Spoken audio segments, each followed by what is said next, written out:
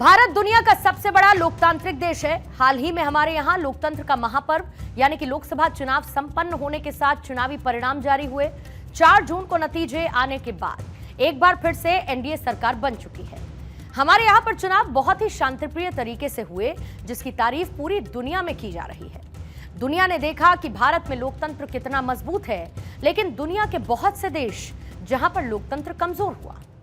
आज हम लोकतंत्र की ताकत की बात करेंगे, कैसे तानाशाही के खिलाफ एक होकर लोग जब अपने देश में लोकतंत्र स्थापना करने में लगे हैं। आपको यह पता है कि जब हम आजाद हुए थे तब दुनिया में लोकतंत्र का क्या हाल था।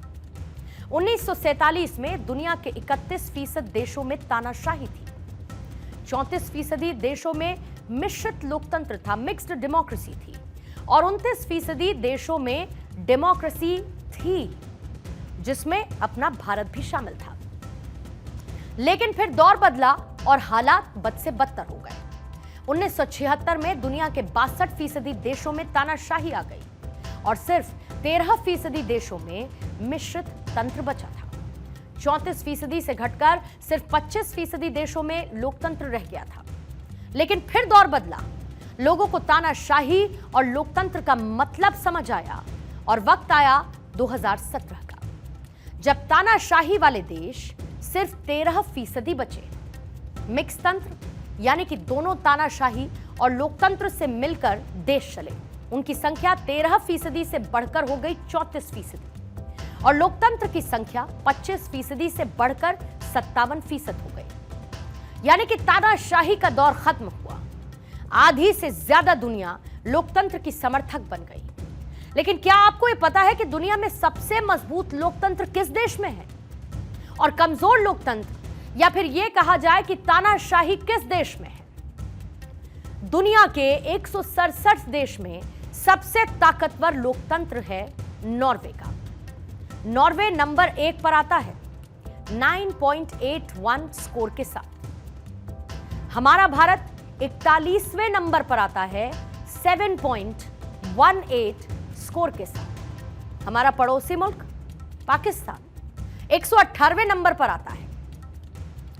आपको ताज्जुब नहीं होना चाहिए, चीन उससे भी नीचे आता है।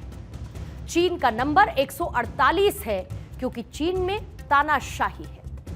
और सबसे आखिर में है अफगानिस्तान, क्योंकि वहां पर तालिबान की हुकूमत है और इसीलिए वहां पर लोकतंत्र तो नहीं, तानाशाही जरूर है।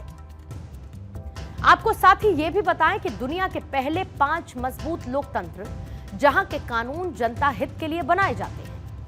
पहले नंबर पर, जैसा कि मैंने जिक्र किया, नॉर्वे आता है, अव्वल नंबर पर हाईएस्ट स्कोर के साथ। दूसरे नंबर पर आता है न्यूजीलैंड, तीसरे नंबर पर आता है आइसलैंड, चौथे नंबर पर स्वीडन और 5वें नंबर पर फिनलैंड। दरअसल ये जो देश हैं, इन देशों में सरकारें किसी भी हाल में लोकतंत्र को किनारे नहीं कर सकती। यहां पर हर हाल में जनता की ही सुनी जाएगी और इसीलिए इन देशों में मजबूत लोकतंत्र है। दरअसल ये मजबूत लोकतंत्र वाले छोटे छोटे देश हैं। यहां पर जनता की सुनवाई आसान है, इनकी पॉपुलेशन कुछ ज्यादा नहीं, जिस वजह से यहां पर लोकतंत्र को ताक पर नहीं रखा जा सकता है।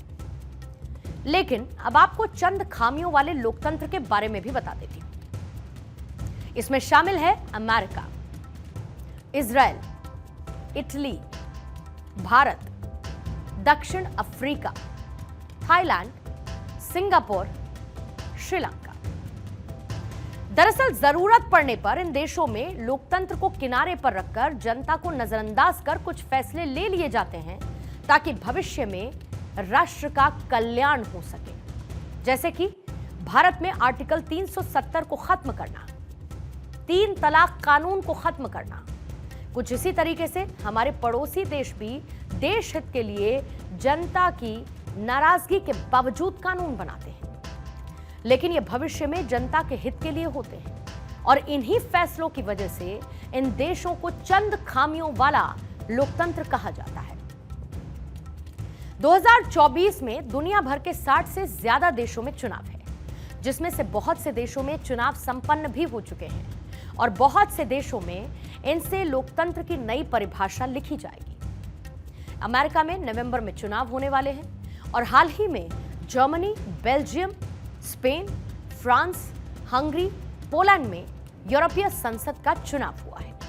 यूरोपीय संसद के चुनावी नतीजे ये बताते हैं कि दक्षिणपंथी और वामपंथी दोनों को ही कामयाबी मिली है। चुनाव में एक मिला जुला सा रिजल्ट, एक नतीजा देखने को मिला है। यूरोपीय यूनियन दुनिया का सबसे बड़ा इकोनॉमिक ब्लॉक है।